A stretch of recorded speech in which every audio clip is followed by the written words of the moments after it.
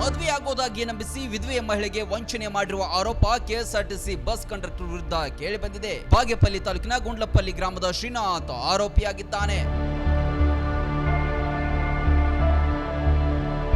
ಈ ಹಿಂದೆ ಮದುವೆಯಾಗಿದ್ದ ಮಹಿಳೆ ಪತಿಯನ್ನ ಕಳೆದುಕೊಂಡ ಬಳಿಕ ಆಸ್ಪತ್ರೆಯೊಂದರಲ್ಲಿ ಸ್ಟಾಫ್ ನರ್ಸ್ ಆಗಿದ್ರು. ಮೈಸೂರು ಟ್ರೈನಿಂಗ್ಗೆ ತೆರಳುತ್ತಿದ್ದ ವೇಳೆ ಬಸ್ನಲ್ಲಿ ಆತನ ಪರಿಚಯವಾಗಿದ್ದ ಮಹಿಳೆಗೆ ಫೋನ್ ನಂಬರ್ ಪಡೆದು ಹತ್ತಿರವಾಗಿದ್ದಾನೆ.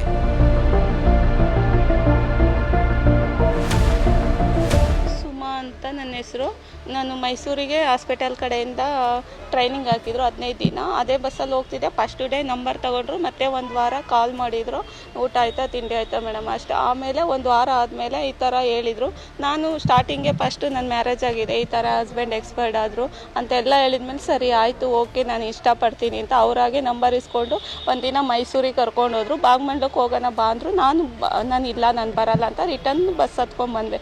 ಆಮೇಲೆ ಅವರೇ ಫೋನ್ ಮಾಡಿಬಿಟ್ಟು ಮಾತಾಡಿಸ್ಕೊಂಡು ಚೆನ್ನಾಗಿ ಡೈಲಿ ಅದೇ ಬಸ್ಸಲ್ಲೇ ನಾನು ಟ್ರಾವೆಲ್ ಮಾಡ್ತಿದ್ದಿದ್ದು ದುಡ್ಡು ಈ ಕಡೆಯಿಂದ ಹೋಗುವಾಗ ಅಷ್ಟೇ. ಆಮೇಲೆ ಹಿಂಗೆ ಪರಿಚಯ ಆಗ್ತಾ ಸರಿ ನಾನು ಇಷ್ಟಪಡ್ತಾ ಇದ್ದೀನಿ ಅಂತೇಳಿ ಚಿಕ್ಕಬಳ್ಳಾಪುರ ನಂದನ್ ಲಾಡ್ಜಿಗೆ ಒಂದಿವ್ಸ ಅವತ್ತು ಅಂದಿದ್ದೀನಿ ನಾನು, ಬೇಡ ನನಗೆ ಏನು ಇಷ್ಟ ಇಲ್ಲ, ಮದುವೆ ಮಾಡ್ಕೊಂಡು ನಾನು ಒಪ್ಕೊತೀನಿ, ನನ್ನವರು ಅಂತ ನನಗೆ ಯಾರೂ ಇಲ್ಲ ಅಂತಂದ್ರೆ, ಇಲ್ಲ ನಾನು ಇರ್ತೀನಿ, ನನ್ನ ಜೀವ ಇರೋವರೆಗೂ ಇರ್ತೀನಿ ಅಂತ.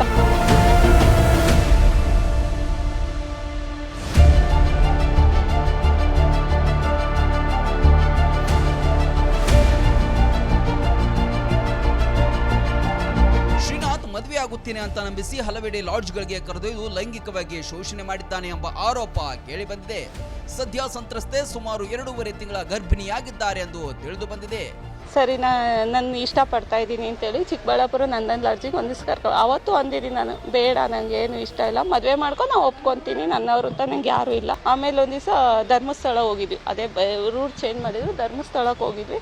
ಅಲ್ಲಿ ಬರುವಾಗನೂ ಸಕಲೇಶ್ಪುರದಲ್ಲಿ ಗಾಡಿ ಕೆಟ್ಟೋಯ್ತು, 2 ದಿನ ಅಲ್ಲೇ ಆಲ್ಟ್ ಆಗಿದ್ವಿ ನಾವು. ಸರಿ ಏನು ಮಾಡೋಕ್ಕಾಗಲ್ಲ, ಈಗ ನಾನು ತಪ್ಪು ಮಾಡಿದ್ದೀನಿ ಅಂತಂದರೆ ಸುಮ್ಮನೆ. ಆದರೆ ಇವಾಗ ಅಲ್ಲಿ ಹೋಗಿ ಕೇಳಿದ್ಕೆ ಸ್ವಿಚ್ ಆಫ್ ಆಗಿತ್ತು ಮೊಬೈಲಿ, ಹೋಗಿ ಕೇಳಿದ್ಕೆ ಅವರ ಕಡೆಯವರೆಲ್ಲ ನಾನು ಚೆನ್ನಾಗಿ ಹೊಡಿದ್ರು. ಈ ಥರ ನಂಬಿಸಿ ತುಂಬ ಮೋಸ ಮಾಡಿದೆ, ನನಗೆಲ್ಲೂ ನ್ಯಾಯ ಸಿಕ್ತು. ಶ್ರೀನಾಥ್ KSRTC ಅದೇ ಅವ್ರ ಮನೆ ಏನೋ ಕಟ್ಟಬೇಕು ಅಂತಂದರು, ಮತ್ತು ಯಾರ ಹತ್ರನೋ ಫೈನಾನ್ಸ್ ಕೊಟ್ಟಿದ್ದ, ಅವರು ನನ್ನ ಮುಂದೆನೇ ಟಾರ್ಚರ್ ಕೊಡ್ತಾಯಿದ್ರು, ಸರಿ ತಗೋ ಕೊಟ್ಬಿಡು ಅಂತ ನಾನೇ ಕೊಟ್ಟಿದ್ದೀನಿ. 19 ಲಕ್ಷ ನಾನು ಕೌಂಟ್ ಮಾಡಿದ್ರೈತೆ, 19 ಲಕ್ಷ ಒಡವೆ. ಇವತ್ತು ನಾನು ಅನಾಥೆಯಾಗಿ ರೋಡ್ ಅಲಿತಾ ಇದ್ದೀನಿ, ನನಗೆ ಊಟ ತಿಂದ ಅಂತ ಯಾರೂ ಕೇಳ್ತಾ ಇಲ್ಲ.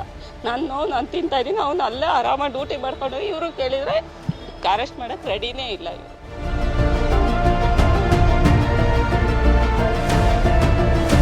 ಮದುವೆಯಾಗುವಂತೆ ಮಹಿಳೆ ಒತ್ತಾಯಿಸಿದಾಗ ಶ್ರೀನಾಥ್ನ ಅಸಲಿ ವಿಚಾರ ಬೆಳಕಿಗೆ ಬಂದಿದೆ.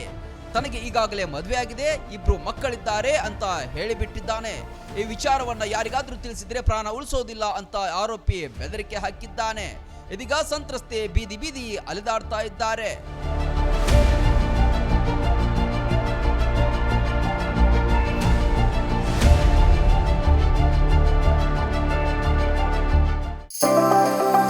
ಮದುವೆ ಹಾಗೂ ಶುಭ ಸಮಾರಂಭಗಳು ಬಂದ್ರೆ ಸಾಕು, ಎಲ್ರಿಗೂ ಬಟ್ಟೆ ತಗೊಳ್ಳದೆ ದೊಡ್ಡ ಚಿಂತೆ ಆಗತ್ತೆ. ಬೆಸ್ಟ್ ಹಾಗೂ ಬ್ರಾಂಡೆಡ್ ಬಟ್ಟೆಗಳೇ ಸಿಗ್ಬೇಕು ಅಂತ ಎಲ್ರು ಅನ್ಕೋತೀವಿ ಅಲ್ವಾ? ಎಸ್, ಆ ನಿಮ್ಮ ಕನಸನ್ನ ನನಸಾಗಿಸುತ್ತಾನೆ ಬಂದಿದೆ ರಾಮದುರ್ಗ ಬಟ್ಟೆ ಮಳೆಗೆ.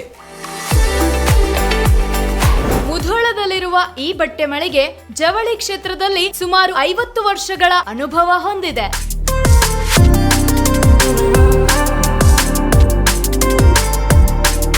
ಅಷ್ಟೇ ಅಲ್ಲದೆ ಬಾಗಲಕೋಟೆ ಜಿಲ್ಲೆ ಸೇರಿದಂತೆ ಇಡೀ ಉತ್ತರ ಕರ್ನಾಟಕದಲ್ಲಿ ಬಹಳಷ್ಟು ಫೇಮಸ್ ಆಗಿದೆ ಈ ನಮ್ಮ ರಾಮದುರ್ಗ ಮಳಿಗೆ.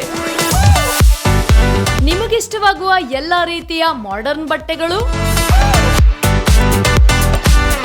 ಮದುವೆ ಸಮಾರಂಭಗಳು ಬಂದಾಗ ಎಲ್ಲೆಲ್ಲೋ ಹೋಗ್ತಿರಲ್ವಾ, ಇನ್ ಮುಂದೆ ಅದನ್ನ ಬಿಟ್ಟು ಬಿಡಿ. ಕುಟುಂಬ ಸಮೇತರಾಗಿ ಮುಧೋಳದಲ್ಲಿರುವ ರಾಮದುರ್ಗ ಬಟ್ಟೆ ಮಳಿಗೆಗೆ ಬನ್ನಿ. ನಮ್ಮಲ್ಲಿ kids wear, men's wear, women's wear ಇತ್ಯಾದಿಗಳೆಲ್ಲವೂ ಲಭ್ಯ. ಸಂಪೂರ್ಣ ಪರಿವಾರದ ಪರಿಪೂರ್ಣ ಖರೀದಿಗಾಗಿ welcome to Ramadurga textile. Run TV news videos ನೋಡಲು ಸಬ್ಸ್ಕ್ರೈಬ್ ಮಾಡಿ, ಬೆಲ್ ಐಕಾನ್ ಪ್ರೆಸ್ ಮಾಡಿ.